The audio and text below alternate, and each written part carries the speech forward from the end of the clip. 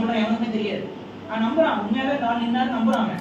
அப்ப எடுத்து காட்டணும். பாரு விடுதலை பத்திரிகையில மக்கள் மாணவர்கள் போராடிட்டு இருக்கும்போது அவர் என்ன சொல்றாரு, காவல்துறைக்கு கையில துப்பாக்கியும் லத்தியும் பூ பறிக்க கொடுத்துருக்குங்கிறாரு மாணவர் போராட்டத்தில் இருக்கும்போது. அதுக்கு என்ன பொருள்? சுட்டு தள்ளுங்கிறாரு, காவாலி பயங்கிறாரு. தமிழ் உணர்வு பெற்று மக்கள் போராடும் போது அவங்க காவாலி பசங்கிறாரு. இதெல்லாம் யார் சொல்லுவா? சுப்பிரமணிய சாமி நிறைய பண்றாங்க. ராமசாமி அது நான் தான் சொல்லுவேன், சுப்பிரமணிய சாமி நினைப்பேன், ராமசாமி தான் சொல்லுவேன். அப்ப இதை புரிய வைக்கணும் மக்களுக்கு. நீங்க ஏதோ பேச வந்தீங்க இல்ல, ஒன்னே ஒண்ணு பாரியோட இதுல நான் ஒன்னே ஒண்ணு பெரியார் எது தெரியுமா ரொம்ப கவனமா உழைக்க என்ன நம்மள்கிட்ட மிக முக்கியமா போட்டுதலுக்குரிய ஒரு கட்டமைப்பா இருந்தது என்னன்னா அறவாழ், அறம் சார்ந்து வாழும். அந்த அறத்தை தான் பயங்கரமா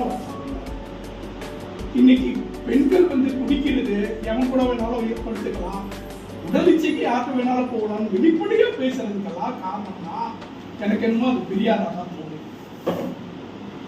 ரொம்ப தெளிவா சொல்றாரு, ஒரு திருமணத்துக்கு தலைமை தாங்க போயிட்டு நீ ஒத்துக்க கூடாது, திருமணத்தை உனக்கு சரியில்லை அப்படின்னு தோணுச்சுன்னா ஒத்துக்க கூடாது. அங்க போயிட்டு அநாகரிகமான ஒரு நடத்தை இல்லை, திருமணம் கிரிமினல், காதல் கிரிமினல், எதுக்கு கல்யாணம், ஆடு மாட்டெல்லாம் கல்யாணம் பண்ணிக்கிறா பேசுது, ஆடு மாட்டெல்லாம். அப்ப உனக்கு நீ பகுத்தறிவு பகலவன்ற இல்லையா, தமிழை பத்தி இவ்வளோ நாங்க உலகமே இன்னைக்கு போட்டுது, அந்த தமிழை இவ்வளவு அசிங்கமா பேசணும் நீங்க இல்லையா, தமிழே பேசாத நீ வளர மாட்டேன்னா அப்போ உனக்கு என்னடா பகுத்தறிவு இருந்துச்சுன்னு நான் கேட்கிறேன்.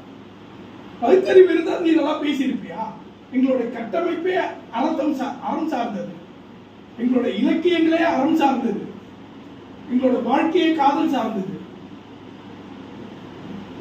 அப்ப திட்டமிட்டு இதெல்லாம் செஞ்சிருக்காங்கன்றதான் நம்ம புரிஞ்சிக்க வேண்டியது. இதைதான் நம்ம ஆய்வு பண்ணணும், தேடணும், கொண்டு போய் மக்கள்கிட்ட சொல்லணும், பெற்றவங்கள்ட்ட சொல்லணும், சமுதாயத்திட்ட சொல்லணும். இதை செய்யாம நம்ம மாற்றத்தை உருவாக்க முடியாது. நம்ம கட்சி அரசியல் கூட இப்ப பேச வேண்டாம், உண்மையான விழிப்புணர்வு எது நம்ம பேசியே ஆகணும்ன்றதுதான் என்னுடைய ஆழமான ஒரு கருத்து. நண்பர்களே, தம்பி நீங்க பேச வந்தீங்க.